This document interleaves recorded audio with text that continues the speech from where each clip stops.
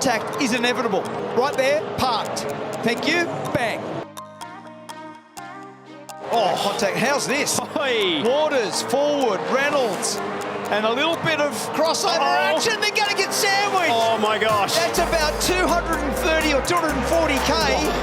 I don't want to be on the outside. David Reynolds, nice job to get that car stopped. That was vigorous. Well, it came with the smallest of errors down here, Will Brown. Just overcooked it slightly. And that opened up the door for not one but two Shell V-Power racing cars. And Will was able to just fight back.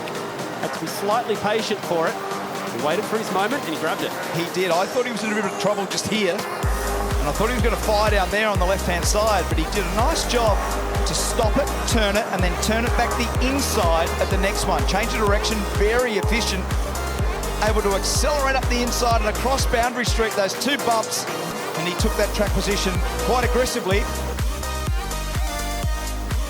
We're focusing on Chaz Mostert. We're watching Cam Waters. Cam Waters has got the benefit of a warmer Dunlop tyre, and this was a pretty spirited battle as they made their way through turn one, and then got into an arm wrestle down here at 2 and 3, and it's not the first time, and I doubt whether it'll be the last time. It's pretty wild. Gave each other only barely enough space, and Waters is able to slither on by. So Waters then ended up having to run through the water, which that hurt his turn in, and then Chaz ends up on the wet outside. Remember, his tyres are stone cold. Yep, so he's got to use his head here now because there's huge pressure with De Pasquale and Waters. So this might keep him on the podium if he uses his head. So get to the inside, park it up, slow them on the exit, and then try to hold the spot. No, he can't do it. Those cold tyres. Temperature for De Pasquale was infinitely better. He's doing it again right now. He's stalking Waters and he dives. He sticks the nose down there in the hairpin at 4. That's been one of their strengths. Now that sets him up nicely for the run. The big drag race down to turn 6. Bit of side drafting action, but it'll also put Jamie out there on that oil. It's probably started to dry up a little bit, but Cam just tries to make sure that he feeds him enough bumper to keep him out there. And there's a bit of push and shove, and Jamie just makes sure that he returns serve and keeps him up nice and high and wide. And on board now with Shane Van Gisbergen, and he puts a wheel in the dirt. Can he get around the outside? He can't do that there. Can't do it but there. But it put pressure Dave. on. He's locked the inside front wheel. Or was that a power steer? No, I reckon that's going on. There's something going on here. It's still smoking. He's up the inside of Davison, though. So let's just monitor Van Gisbergen's car. Watch the flow, the mid-corner speed. The little mistake here by Will set this up. And then on the way into the corner, it looked like there was a power steering drama. There was smoke coming off Van Gisbergen's car, but watch this. Straight up the inside, capitalises immediately, gets up there far enough to command track position, runs him out of road. Is this the moment? He loves the move under brakes, but Whincup says no, he fights back. But what about here? So this is the spot. He'll feint one way and then flick the other. Bang. That's Didn't Whincup. need to feint. In fact, he got straight down there. Oh, and he little parks bump. in mid-corner. An exchange between the two. I love it. Check this out. So Van Gisbergen down the inside of his teammate. Can't quite get it stopped, can't quite make the apex. Now he parks it. He parks it so that you can't do the crisscross.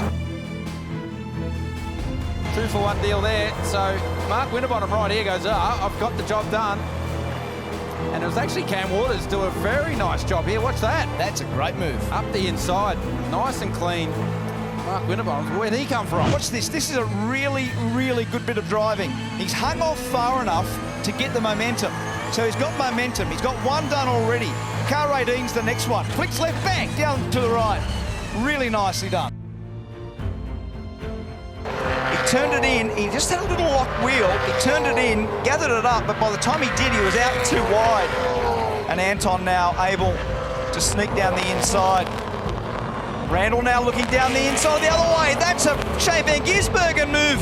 That's a Gisbergen move from yesterday. He's done it to him. He's moved the other way. Now, can Anton hang on the outside? No, he can't. That's a good battle, Thomas Randall. Well done. That shows some spirit, some hard racing from young Thomas. Great conversion off the line by both the boys on the front row. And what about Frosty? Mark Winterbottom up on the outside. They are 4 wide on the run down the inside to turn 1. What about Van Gisbergen? Up 4 spots on the opening lap. He's out now, up 5. And we're looking at Shane Van Gisbergen, who's marched up nicely. Mark's already detailed the sort of progress that he's made in the race. Look at the dive down the inside into turn 1. Beautifully executed. So he's getting closer and closer and closer. Will it be a repeat of the LeBrock move? Yes, it is. In fact, it was easier. Wow. I'm surprised you do rear tyres so far into the race because it's going to change the balance of the car a lot. Now, maybe it was feedback. So see where he drops in. That's Winterbottom. That's Di Pasquale. Courtney. Is it Courtney next in the queue?